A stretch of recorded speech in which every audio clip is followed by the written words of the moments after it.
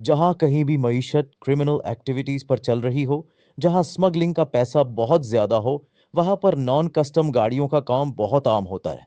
इसके अलावा वहां नशा व अशिया की मंडियां चलती है, और ये मुमकिन ही नहीं कि वहां की लोकल गवर्नमेंट को खबर ना हो कि उनकी नाक के नीचे क्या कार्रवाइयां हो रही है।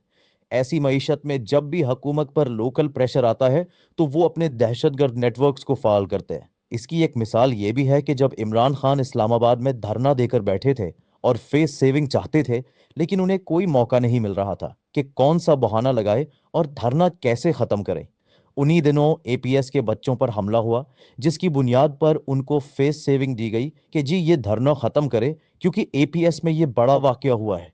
इसी तरह मौजूदा हालात में अगर हम देखें, तो केपीके की हुकूमत, जिसे वजीर आला सुहेल आफरीदी चला रहे हैं, जो कि एक मुश्तबा शख्स है और जिनके मंशियात माफिया और स्मगलिंग माफिया के साथ खासे ताल्लुकात बताए जाते हैं, उन पर जो प्रेशर आ रहा है, इसके नतीजे में टीटीपी की सरगर्मियां दिन ब दिन बढ़ रही हैं। हमें यह देखना पड़ेगा कि जब भी पीटीआई पर प्रेशर आएगा, तो पाकिस्तान में दहशतगर्दी बढ़ेगी, और इसमें कहीं ना कहीं टीटीपी बराह रास्त या बिलवास्ता मुलव्वस होगी। आजकल पाकिस्तान के जो हालात हैं, जिनमें अफगानिस्तान के साथ बातचीत नाकाम हुई, और इस नाकामी के नतीजे में जो सेटलमेंट होनी थी वो नहीं हो पाई, और इसी के अगले दिन इस्लामाबाद में दहशतगर्दी का वाकया हो गया।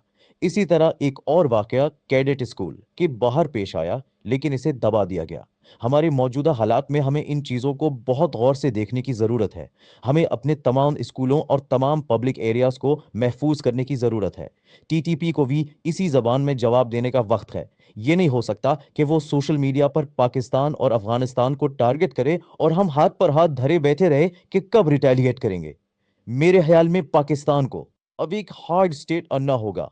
वक्त आ चुका है कि हम अफगानिस्तान और वहां मौजूद दहशतगर्द ग्रोहों को सख्त जवाब दें। इसके लिए चाहे एक बैन अवी कॉन्फ्रेंस बुलानी पड़े, जिसमें ताजिकिस्तान और अफगानिस्तान के दीगर पड़ोसी ममालिक शामिल हों, ताकि तय किया जा सके कि इन भारी ग्रुप्स का हमेशा के लिए खात्मा कैसे हो, और अफगानिस्तान की मौजूदा हुकूमत जो जोर बाजू और दहशत के जरिए कायम है, उसे किस तरह वहां से हटाया जाए, और अफगानिस्तान के वो 20% पश्तून जो 100% काबिज है, इनके वोटिंग राइट्स को कैसे ठीक किया जाए और किस तरह अक़वाम मुत्तहिदा की करारदादों के मुताबिक वहां कोई अमन पसंद हुकूमत लाई जाए। ये नहीं हो सकता कि हम अफगानिस्तान को हमेशा एक बफर जोन के तौर पर इस्तेमाल होने दें।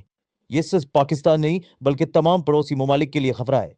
एक ऐसा मुल्क जिसकी ताकत दहशतगर्दी, मंशियात फरोशी और स्मगलिंग पर कायम हो, इसने अपने पड़ोसियों का नाक में दम कर रखा है। अगर आप अफगानिस्तान की तारीख देखें, तो वो ये दावा करते हैं कि कभी फतह नहीं हुए। भाई, इसने नहीं फतह किया। आपके ऊपर 100 साल तो बरतानिया रहे, फिर 30 साल रूस रहा, फिर आपके मादनियात, जमीन और पोस्ट के कारोबार पर कब्जा रहा। अगर अमेरिका ने अफगानिस्तान में 20 साल बैठकर हुकूमत चलाई, तो क्या वो फतह नहीं कहलाती? यूएसएसआर ने जो बरसों बैठकर अपना निजाम चलाया, वो क्या था? वो भी तो कब्जा ही था। मेरे ख्याल में इनकी ये तारीफें ही गलत है। जब पाकिस्तान और अफगानिस्तान के ताल्लुकात की बात आती है, तो हम उन्हें हीरो बना देते थे कि ये कभी फतह नहीं हुए, जबकि हकीकत यह है कि इनमें खुद इतना दम नहीं कि खुद हुकूमत कायम करें। हमेशा बैरूनी ताकतों के जरिए यहाँ हुकूमत चलाई गई है। अगर आप अफगानिस्तान के नक्शे को देखें, तो वहां सिर्फ 20% लोग पश्तो बोलते हैं, जबकि 60% से ज्यादा फारसी बोलने वाले हैं, जिनका ताल्लुक ईरान से है। अफगानिस्तान के अंदर जो मौजूदा काबिज गिरोह है, वो सारे दहशत और असलाह और मंशियात के कारोबार की वजह से ताकत में आए हैं। मेरे ख्याल में वक्त आ चुका है कि हम दुनिया को अफगानिस्तान की हकीकत बताएं। ये पाकिस्तान अफगान भाई भाई वाला दौर गुजर चुका है। ये वो लोग हैं जो एक दौर में हिंदुस्तान मुर्दाबाद के नारे लगाते थे, और हम उन्हें मुसलमान भाई समझकर सपोर्ट करते रहे। लेकिन अब हमारी आंखें खुल जानी चाहिए। ये तो हिंदुस्तान के हिंदुओं से भी बदतर सलूक करते हैं। हमारे फौजियों की लाशों की जो बेहुरमती उन्होंने की, वो तो भारत के फौजियों ने भी नहीं की। अगर आप इतना इस्लाम का परचम लहरा रहे हो, तो पहले अफगानिस्तान में इस्लाम कायम करो। क्या इस्लाम में दुश्मन की लाश को मसक करना जायज है? हरगिज नहीं। मेरे ख्याल में वो वक्त गुजर गया कि हम सोचें कि ये मुसलमान हैं, उन पर हाथ ना उठाएं। वक्त की जरूरत है कि पाकिस्तान अगर बचाना है, तो अफगानिस्तान के मसले को बैन अल अक़वाम सतह पर उठाकर उसका हल निकालना होगा।